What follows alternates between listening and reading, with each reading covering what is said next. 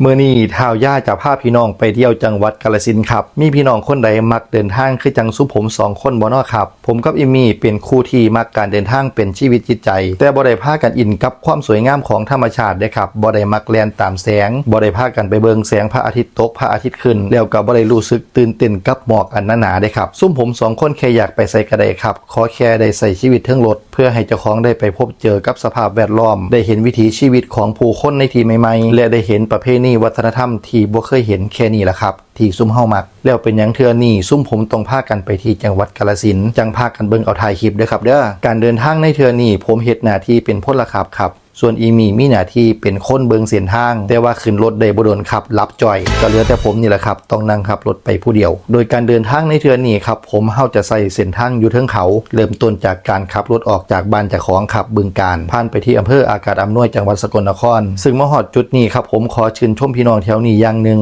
ก็คือการขับขี่รถมอเตอร์ไซค์พากันขับขี่ได้เป็นระเบียบเรียบร้อยแห้งคือซุ่มเพิ่นสิพากันขับรถชิดไหลทางแม่ครับบ่ว่าสิมีรถคันอื่นหรือว่ารถใหญ่ตามมาคือบ่อันนี้ก็ต้องบอกเลยว่าเป็นตะแห้งจากนั้นก็พากันขับรถต่อไปที่จังหวัดสกลนครครับแล้วก็พานขึ้นไปที่อำเภอผู้พานซึ่งเป็นถนนบนเขาครับบอกเลยว่าตื่นเต้นแห้งซึ่งก่อนหน้านี้ผมเฮ็ดงานอยู่ที่จังหวัดอุตรดิตถ์เด้ครับใส่ชีวิตอยู่เทิงเขามาตลอด5ปีผ่านสถานที่ท่องเที่ยวมากกันหลายครับบ่ว่าสิเป็นผู้ทับเบิกผู้เรือเขาคอและที่อื่นๆครับแล้วก็บอกตรงๆเลยครับว่าณตอนนั้นบ่รู้สึกตื่นเต้นเลยครับเพราะว่าอยู่กับมันมาตลอดแต่พัดหลังจากที่ได้กลับมาอยู่อีสานบ้านเจ้าของกับบ่ได้สัมผัสการขี่รถเทิงเขาอีกเลยจนมาฮอดมื้อนี้ครับได้มีโอกาสขับรถอยู่เทิงเขาอีกเทื่อนึงก็เลยรู้สึกตื่นเต้นแห้งคิดฮอดบรรยากาศเก่าๆที่เคยขี่รถเทิงถนนที่มีขึ้นมีลงมีการคดเคี้ยวตามสภาพพื้นที่เพราะผมเป็นคนที่มักขับรถแห้งครับบ่ได้เป็นคนที่ขับรถสิ่งหรือว่าใส่ความเร็วสูงๆเลยครับแค่มักขับรถไปเทิงเขามีการคดโค้งชมธรรมชาติชมป่าใหม่ป่าเขาพอแต่ได้เห็นได้สัมผัสแล้วมันรู้สึกดีอีหลีครับขับขึ้นโน่นก็รู้สึกตื่นเต้นครับลงโน่นก็รู้สึกเสียววาบอยู่ท้องหน่อยจักหน่อยบัดย่ำเขาโค้งก็ดึงซ้ายดึงขวาดึงซ้ายม่วนอีหลีเด้ครับมีผู้ใดมักคือกันบ่พอตะขับรถไปได้บ่ดนครับอีมีนี่ก็ทำหน้าที่ในการหาร้านเขาหาคาเฟ่ชีวิตนี้ของมันบ่มีหยังครับนอกจากการกินการนอนการเที่ยวแล้วก็ด่าผัวจากมันเฮ็ดอีหยังล่ะครับเคลียร์โทรศัพท์ป๊อกๆแป๊กๆข้าวนึงแล้วมันก็เสนอซื้อร้านขึ้นมาว่าอยากไปกินร้านนี้แห้งอยากเติมปลาร้าเข้าไปในเส้นเลือดแล้วมันก็ทำการสั่งผมว่าให้ขับรถไปร้านนี้บัดเดี๋ยวนี้เลยมันสิเป็นคนบอกเส้นทางเองก็พากันขับรถไปครับผมตั้งหน้าตั้งตาลอยบักอย่างคักกำลังพร้อมสิเติมปลาร้าเขาในเส้นเลือดบักอย่างคักว่าเท่าไปแต่พอไปฮอดร้านเท่านั้นล่ะครับอยู่ในเพจเพิ่นบอกว่าปิดร้านทุ่มนึงแต่ว่าตอนที่เฮาไปฮอดนี่บ่ทันได้คำซ้ำเด้ครับปรากฏว่าร้านปิดอีนางอันนึงอันนอกกับผิดหวังบักอย่างคักเลยครับแต่ว่าก็บ่สามารถเฮ็ดให้มันละความพยายามใดว่าแต่ขึ้นรถมาก็หาร้านใหม่เลยครับปรากฏว่ามันไปได้ร้านอันนึงอยู่ในตัวจังหวัดกาฬสินธุ์ซึ่งก่อนหน้าที่จะมานี่เฮาเคยตกลงกันว่าการเที่ยวในครั้งนี้เฮาจะเที่ยวด้วยงบที่ประหยัดพากันกินข้าวข้างทางอาหารตามสั่งก๋วยเตี๋ยวคนละถ้วยแต่ว่าร้านแรกที่มันพาผมไปนั่นก็คือร้านหมูกระทะประหยัดแบบใดของมันวะพากันเข้าไปในร้านสำรวจสถานที่ก่อนครับกับเขากับปลาอาหารเป็นจังไดเพราะว่าที่ผ่านมาถ้าเป็นร้านที่เฮาบ่เคยไปก็เคยพากันผิดหวังบักอย่างคักนะครับอาหารบ่สดแน่ของบ่เติมแน่ปรากฏว่าเขามาร้านนี้แล้วโอเคครับผมพากันตัดสินใจกินครับเบิ่งการย่างการหยังการตั้งตารอของมันที่ล่ะครับตั้งใจกินบักคักวัตย่างสุกแล้วกระสวบกับจากว่ามันหิวมาได้ใส่เสร็จแล้วก็ตามแก้วตามเดิมครับตามที่พี่น้องเคยฮู้จักกันดีนั่นก็คือพอตะมันอิ่มแล้วทุกสิ่งทุกอย่างที่มันเหลือมันก็โยนมาที่ผมเบิดเลยหลังจากที่พากันกินข้าวเสร็จเรียบร้อยครับกับพากันเข้าที่พักเพราะว่ามื้ออื่นเฮาสิได้ไปเฮ็ดธุระกันต่อและนี่แหละครับคือสาเหตุที่พวกผมต้องมาเที่ยวที่จังหวัดกาฬสินธุ์นั่นก็คือมาพบพระอาจารย์รูปหนึ่งที่เพิ่นเคยทำนายทายทักพวกเฮาเอาไว้ในเทื่อก่อนจนเฮ็ดให้พวกเฮาตะลึงครับว่าเป็นหยังคนอื่นเพิ่นจังฮู้จักเรื่องของเฮาคักปานนี้ทั้งที่เฮาบ่เคยเว้าสู่เพิ่นฟังเลยเด้ครับเป็นการทำนายทายทักที่ชัดเจนแห้งต่างจากการดูดวงแบบที่เคยได้ยินมาครับคันแม่นเป็นหม้องอื่นครับเพิ่นก็สิทักประมาณว่า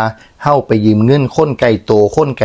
อนน้อยก้อนใหญ่แต่ว่ามาหม้องนี้ครับพระอาจารย์เพิ่นทักเลยว่าผมไปยืมเงินคนในครอบครัวคนในบ้านมา50,000แม่นบ่เพิ่นว่ารถผมนี่มีเลข6 2ตัวเด้แม่นบ่แล้วก็รถคันเก่านี่สีขาวแม่นบ่เกิดอุบัติเหตุที่ซุ่มล้อข้างซ้ายมาเมื่อบ่ดนปาดพี่น้องผมได้ยินแบบนี้แล้วผมกับอีมีพากันแนมหน้ากันแบบขนลุกเลยแม่นหมอดูทางใดสิมาทักแม่นปานนี้ทักถึกสุอย่างเลยบ่มีบิดผิวบ่มีขาดเคลื่อนแม้แต่เล็กน้อย ปัจจุบันผมใส่รถคันนี้อยู่ครับเป็นรถมือสองที่เพิ่งไปรับมาเมื่อบ่กี่เดือนที่ผ่านมาครับแล้วป้ายทะเบียนของเพิ่นก็คือ6ขอไข่ยอยักษ์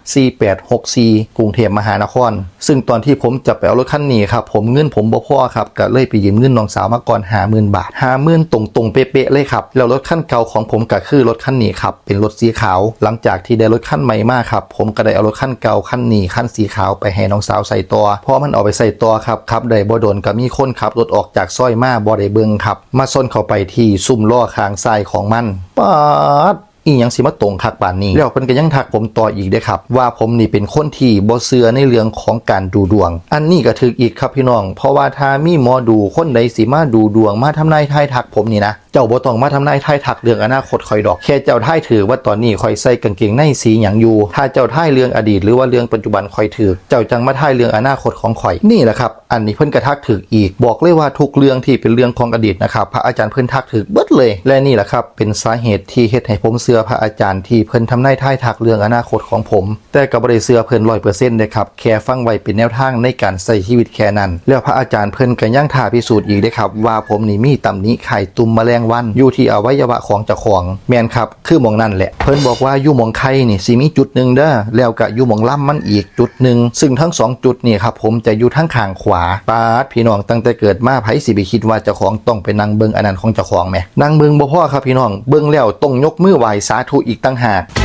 เพราะว่าเกิดมาก็บ่เคยสังเกตเบิ่งของเจ้าของปานนั้นจักเที่ยหลังจากที่พระอาจารย์เพิ่นทำนายทายทักแล้วพ่อไปเบิ่งปรากฏว่ามีอีหลีครับพี่น้องตรงตามที่เพิ่นเว้าแบบเป๊ะๆเลยแล้วลูกศิษย์ลูกหาเพิ่นก็หลายแห้งเด้ครับถามว่าหลายซ้ำใดก็ต้องจองคิวกันล่วงหน้ากันเป็นเดือนๆพุ่นละถึงขนาดว่าสิโทรมาจองคิวนี่โทรบ่ติดกันเป็นร้อยๆสายก็มีเพราะว่าคนโทรเข้าตลอดและที่แปลกอีกอย่างนึงก็คือเฮา2คนมาหาพระอาจารย์แบบบ่ได้ตั้งโตเด้ครับในเทื่อก่อนบ่ได้จองคิวล่วงหน้ามาแบบตามมีตามเกิดตามบุญตามวาสนาซึ่งในคืนก่อนที่สิพากันไปหาพระอาจารย์อยู่วัดนั้นผมเองก็ได้ตั้งจิตอธิษฐานกับเจ้าของว่าถ้าลูกมีบุญมีวาสนาถึงพระอาจารย์ขอให้ได้ไปถึงแล้วได้คิวได้เข้าพบพ่อพระอาจารย์ในเด้อซั่นดอกว่าแล้วไผสิไปเชื่อครับว่าไปฮอดแล้วมีคนจองคิวเอาไว้แล้วบ่มา1คิวเท่านั้นครับก็เลยเฮ็ดให้พวกเฮา2คนได้พบพอกับพระอาจารย์เพิ่นแล้วเพิ่นก็ได้ทำนายทายทักอย่างที่ผมได้กล่าวมาข้างต้นนั่นแหละครับจึงเป็นสาเหตุให้พวกผมต้องเดินทางมาที่กาฬสินธุ์ในมื้อนี้แล้วก็แน่นอนครับว่าเรื่องนี้เป็นเรื่องของความเชื่อซึ่งมีทั้งคนที่เชื่อและคนที่บ่เชื่อ